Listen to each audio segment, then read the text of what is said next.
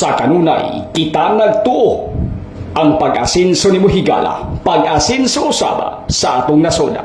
Buot sabton kung tabangan nimo ang imong kaugalingon nga moasenso, sa malamang nga mitapang ka nga moasenso ang Pilipinas.